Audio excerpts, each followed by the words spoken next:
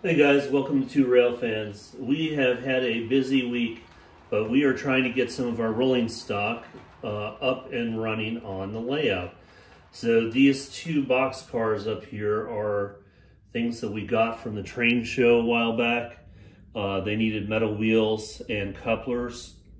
And I've also been working on a bunch of the stuff that we got from Jesse at Jesse in Oklahoma, trying to get this stuff on the rails. But I thought I'd talk a little bit today about some of the issues that you'll find when you're trying to get some of this older rolling stock up and running. So both of these pieces of rolling stock had body mounted couplers already. But one of the things I noticed is that the coupler height was completely wrong. And that can be for many reasons, but my best guess is these are not new. But my best guess is that at some point these had horn hook couplers on. As a matter of fact, one of them did have horn hook couplers on it.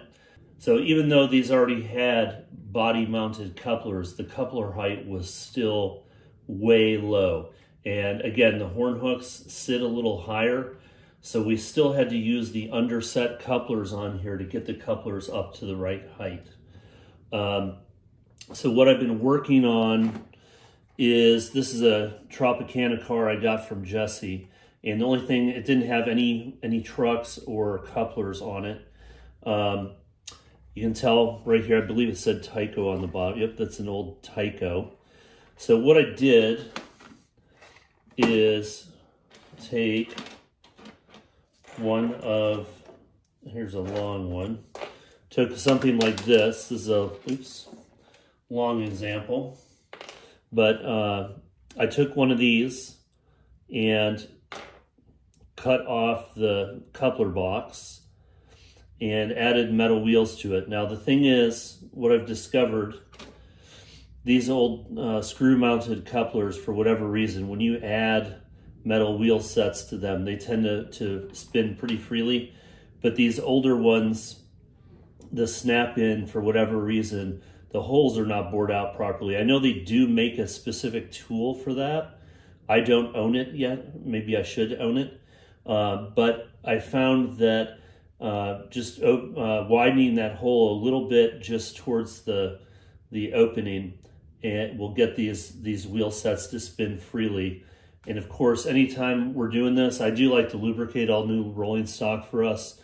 But I figured the best time to do that is before you put the wheel sets in. Then I can just get a drop of that right in here. So I'm going to go ahead and snap this one back on, and we're going to add this to our train. All right, we got that all hooked up, so we're going to go ahead and send that around the track while we're working over here. So that's why it pays to never throw any parts away. So I have a couple other things I'm working on over here. First of all, I had taken the screw out early. One of the things you'll find as you work on these old things is maybe other people have started to make some repairs, and sometimes you can learn some things from that. So I had already taken this off of here earlier, and there's a screw that was in here. So this is not exactly the size of the tyco, but sometimes you'll find these cars that have a slightly larger hole than what you'll find here. So I'm going to keep this screw, and I'm going to buy some spares for working on stuff like this. So I'll make sure I don't throw that part away as I try and get everything upgraded here. So one of the things I noticed on this, I was trying to get this beer car on here. I have this part loose currently, by the way. There's no top to this coupler box, and I was trying to see if I can get one of these KD tops to stick on there, and I cannot. So I am going to, trying to look on the sides there. It looks like at some point this had a clip on there like Athearn Blue Box stuff usually has. However, the plastic is worn off here, so I think, unfortunately, I'm going to end up having to cut that. But that's doable. I have parts for that. But the thing I've been working on today, again, I did not have anything with this. Had a busted coupler over here. So I'm going to replace the coupler on this side. I would not have glued it on as sloppy as it is on there. Let me see if I have another coupler the right size. Is that a whisker? Yes. So a lot of these old ones, I'm finding that they have the old style KD with the copper spring box. I don't really like those. So I have been replacing, as we go through here, with the spring loaded, or I've been replacing with the whisker couplers as much as possible. I just find they're a lot easier for me to use. And it is the newer style, so why not go with the newer one? Alright, so again, didn't have any trucks with this. So I went ahead and did my same thing on here that I've done on some of these other pieces of rolling stock. I had to roll up some paper off of one of these envelopes to create some tension in there when I put the screws in. And I am going to add some trucks to this. And hopefully that one we can get on the rails today too. So let's go ahead and do that. I keep all of these old sets of trucks. You never know when you're going to need them. So I've got a couple here that are emptied out and make sure I have the right pieces with them. Alright, so I'm going to go ahead and put a tiny bit of lube in here.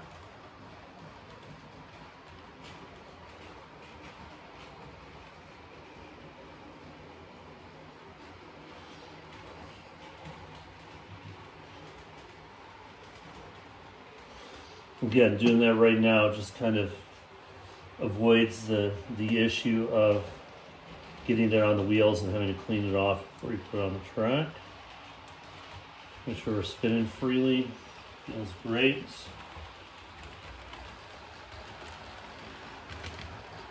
Feels great. Go ahead and get this second one set up here.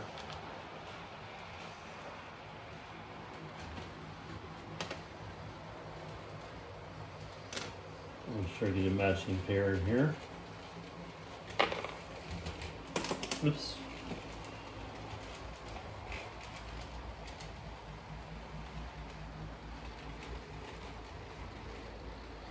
So new stuff's running great around the track. I got the sound turned off. Sometimes I like to turn the sound off when I'm working and just have a train running in the background. Spins great. Spins great. So we'll go ahead and get these screwed in.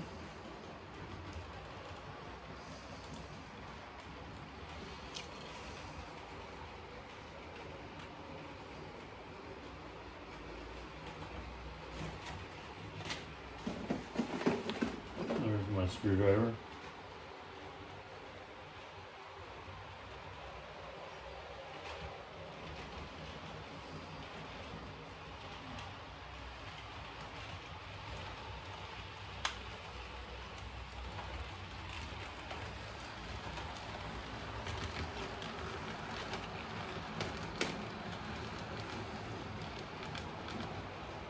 Get the second one in here.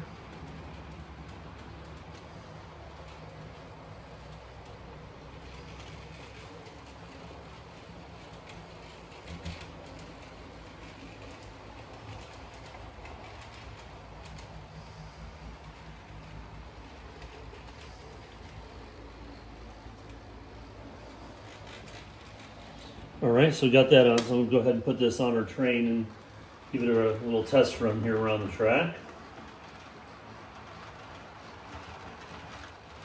All right, so look at that little test run around the track. So again, on this one, I'm probably going to end up cutting these off. I'll have to glue a new thing there. I'm not too thrilled that this weight is on the bottom here. I'm guessing that's probably a mistake. I've never seen that before. Let me know in the comments if you guys have seen that. I do want to get this car in the track though. One of the things I noticed with this chassis I was going to try and use this with a different shell, and what I'm noticing, the shell I was wanting to put on is this Union Pacific. This Union Pacific shell is a little narrower than normal. So I'm looking around some of the other chassis we have here. Homemade weights there, by the way. I thought that was pretty funny. So I'm going to have to find a solution to use this shell. I do want to get that on the rails here. So this one, I already know what screw fits in there. So I'll probably just use these screws when I'm mounting trucks to this and save the hassle. This should be an easy body mount. You see that's broken, so I'll have to remove that anyway. But that's what we've been working on. Glad to have everything up and running here. And Jesse sent us some other stuff, so I'm trying not to use up all my stock, my inventory of the metal wheel sets for the moment. But anyway, hope you guys have a great Friday, and we'll catch you in the next one.